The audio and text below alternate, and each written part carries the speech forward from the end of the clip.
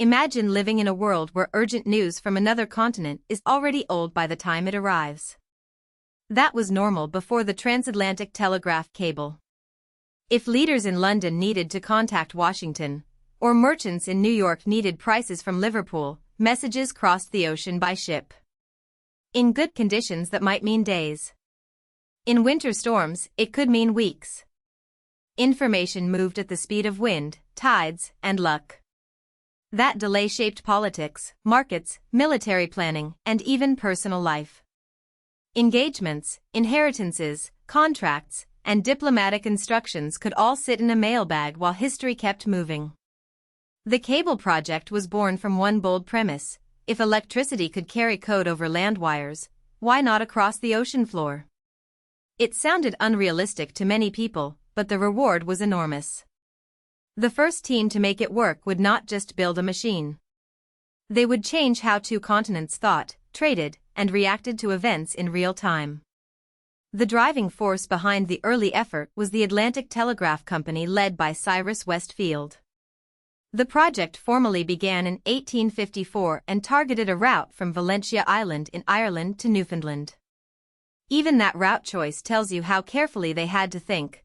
They needed landing points practical for ships, engineering crews, and overland telegraph links on both sides. This was not one invention but a chain of problems. You had to design conductive core materials, robust insulation, armoring that could survive laying and underwater pressure, and methods to pay out cable steadily from moving ships. You also needed investors willing to fund an unproven megaproject. Public imagination was huge, but so was skepticism. The Atlantic was vast, deep, and hostile. A single weak decision in manufacturing, storage, or handling could doom the whole line. Yet fielding the attempt itself was historic.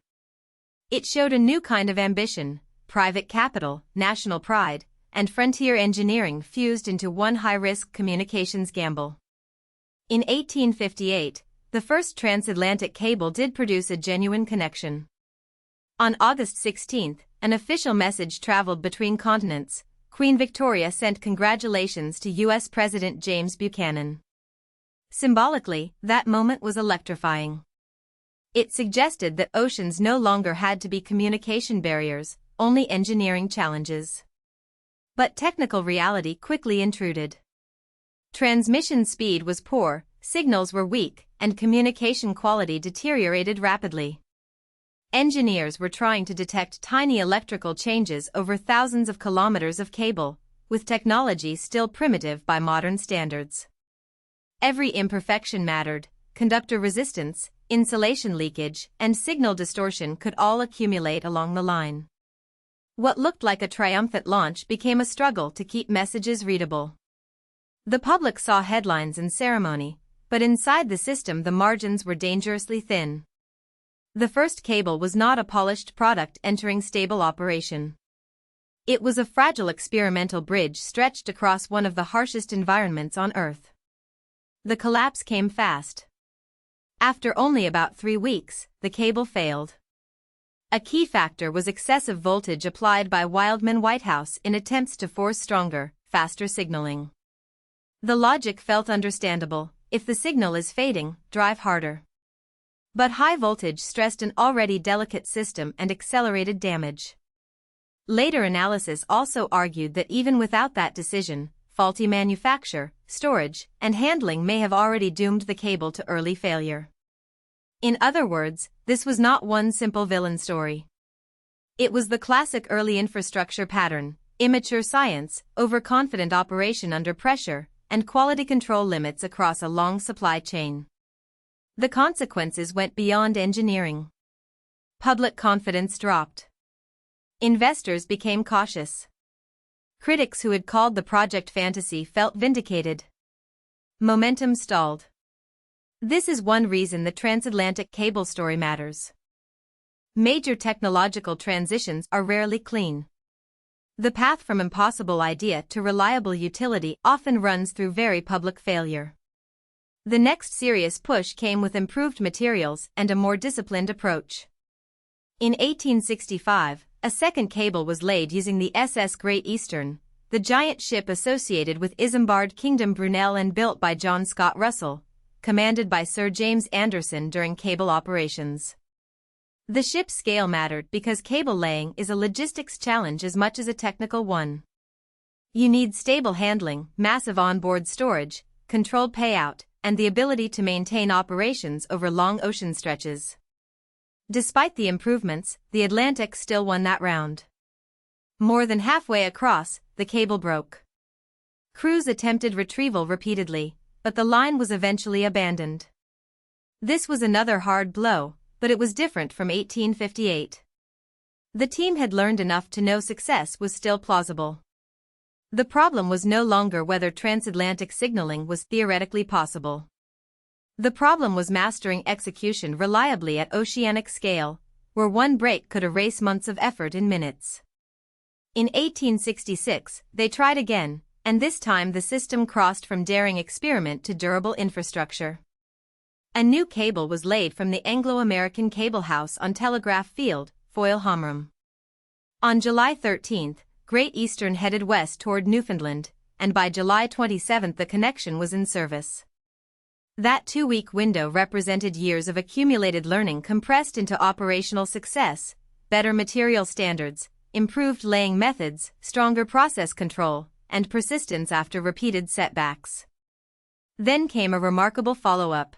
The lost 1865 cable was retrieved and spliced, bringing 2 working transatlantic cables into operation.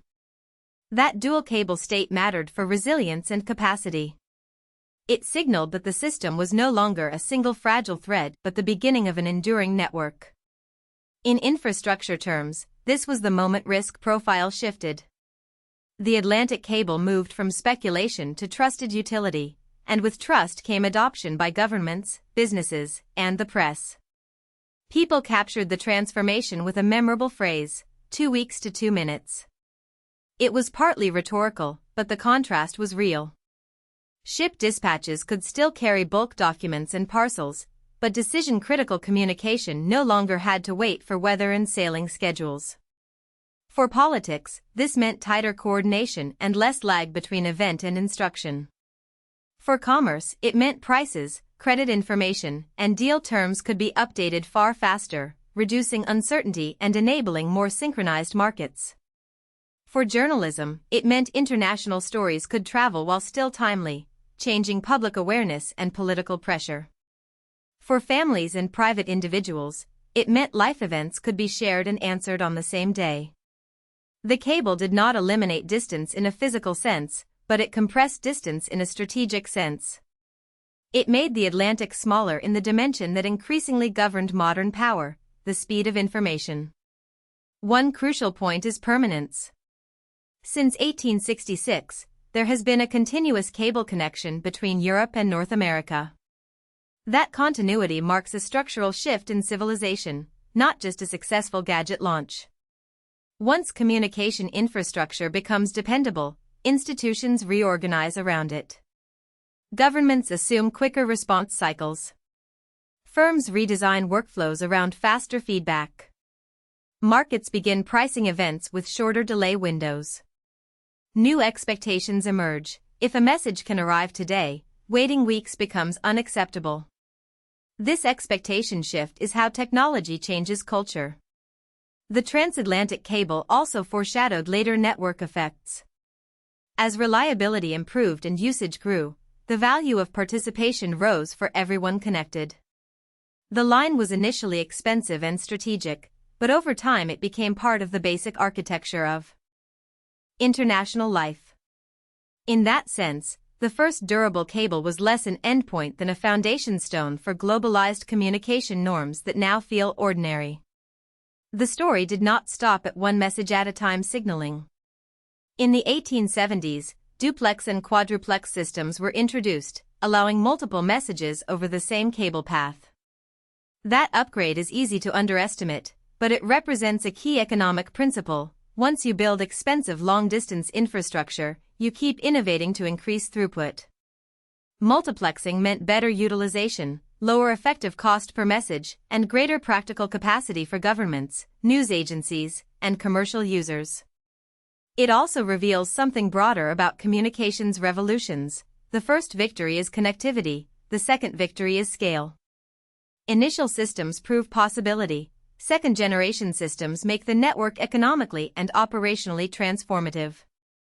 The Atlantic cable followed this arc precisely. Early years were dominated by whether a signal could survive. Later years focused on extracting more value from each physical asset. This pattern repeats in every era, from telegraph to fiber optics and satellite backbones. It is tempting to remember this as a clean tale of heroic inventors, but the deeper lesson is about systems under stress. The project demanded finance, metallurgy, electrical theory, ship operations, weather judgment, seabed mapping, and disciplined management across years. Failure in any one domain could sink the whole enterprise. The 1858 breakdown showed the cost of pushing fragile systems beyond safe limits. The 1865 break showed that better design still faces execution risk at scale. The 1866 success showed what happens when lessons are absorbed instead of denied. For modern viewers, this is highly relevant. We still build fragile, high-dependence networks, and we still face pressure to launch before reliability is proven. The transatlantic cable era reminds us that infrastructure credibility is earned through repeated testing, transparent failure analysis, and iterative improvement, not through one dramatic announcement. In practical historical terms, the Transatlantic Telegraph cable helped inaugurate a new tempo of global life. Diplomatic misunderstandings could be corrected faster. Commercial arbitrage windows narrowed. News cycles accelerated. Psychological distance between continents decreased because responses no longer vanished into a multi-week silence. And importantly, this happened decades before digital computers or the internet. The cable was an analog network carrying coded pulses, yet it established many of the same societal dynamics we now associate with digital connectivity: immediacy, interdependence, and heightened sensitivity to remote events. If you want to understand why modern societies react quickly to international shocks, look back here. This is where the baseline changed. The Atlantic ceased to be a communication moat and became a medium crossed in near real time. So the lasting significance of the transatlantic cable is not just that engineers laid wire on the seabed. It is that they redefined what was considered normal speed for truth, orders, and opportunity moving between worlds. The route from 1854 ambition to 1858 failure to 1866 permanence captures the real anatomy of breakthrough: vision, public excitement, technical disappointment, stubborn iteration, then durable transformation.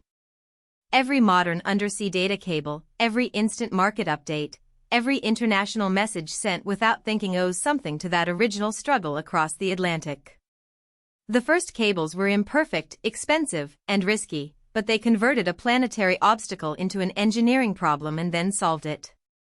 That is why this story endures. It is a reminder that when communication latency collapses, history itself starts moving differently. If you found this helpful, please like this video and subscribe for more explainers.